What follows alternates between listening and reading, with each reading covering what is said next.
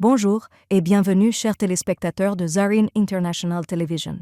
Je suis Françoise Giroux et je suis ici pour vous apporter les dernières nouvelles de cette heure. Les fortes pluies à Nangarhar, une personne a été tuée et près de 30 autres ont été blessés.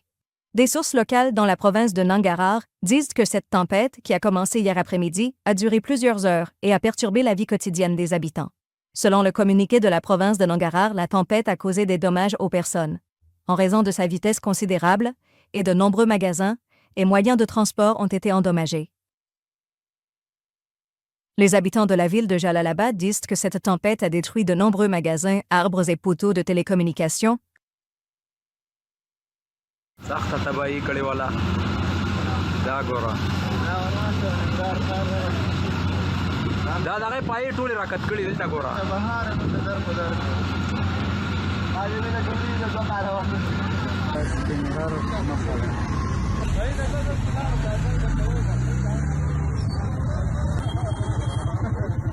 La deuxième session du tribunal d'extradition de Zahir Kadé, ancien vice-président de l'Assemblée nationale d'Afghanistan, s'est tenue hier au Kenya.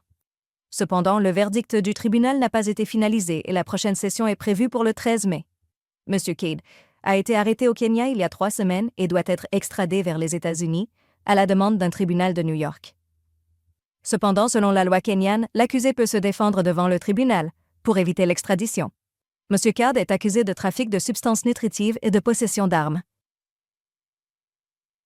Ghani, l'ancien président de l'Afghanistan, a déclaré dans l'un des épisodes de sa série de podcasts qu'il avait construit des centaines de mosquées, mais des rumeurs circulaient contre lui, prétendant qu'il avait construit une église dans le palais présidentiel. Il a déclaré que certains groupes diffusaient chaque jour de fausses rumeurs contre le gouvernement républicain et affaiblissaient les forces nationales en publiant des informations erronées. Mohammad Ashraf Ghani a également critiqué certains médias, affirmant que certains d'entre eux abusaient de la liberté d'expression.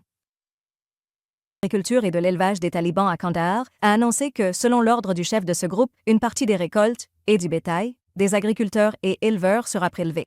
Les talibans considèrent ce processus comme un décret religieux et affirment que son objectif est d'aider les familles dans le besoin. Cette mesure a suscité des critiques de la part des habitants locaux dans certaines régions. Ils disent donc que cet ordre a facilité l'économie. De l'Organisation de la coopération islamique, en collaboration avec le Croissant Rouge afghan, a lancé un programme pour traiter les enfants atteints de cardiopathie congénitale. Ce programme aide 30 enfants à subir une chirurgie cardiaque dans les hôpitaux de Kaboul.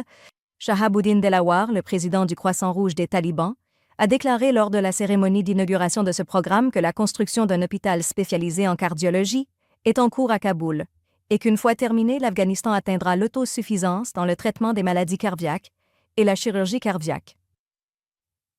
L'armée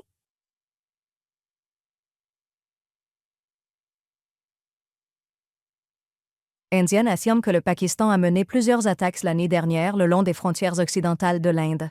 Dans le communiqué de l'armée indienne, il est indiqué que les attaques de drones ont été efficacement repoussées et une réponse appropriée a été donnée.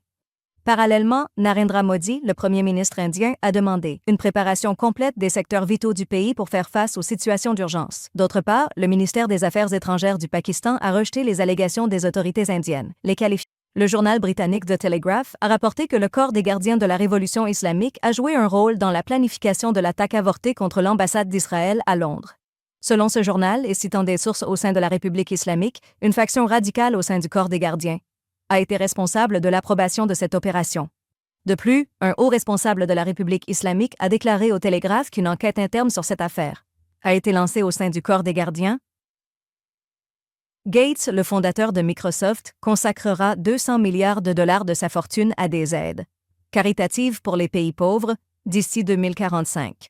M. Gates, exprimant son inquiétude face à la diminution des aides mondiales, a déclaré que les gens dans le monde sont confrontés à de nombreux défis. Il a dit qu'il souhaite consacrer presque toute sa fortune à relever ces défis.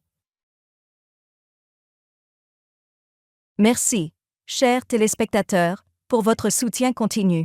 Vous pouvez regarder Zarin TV sur Afghan Procast, GLWEs, l'application Zarin TV et nos plateformes de médias sociaux. Jusqu'à la prochaine fois, puissiez-vous être enveloppés dans la paix et la miséricorde du divin. Prenez soin de vous et que les bénédictions accompagnent toujours votre chemin.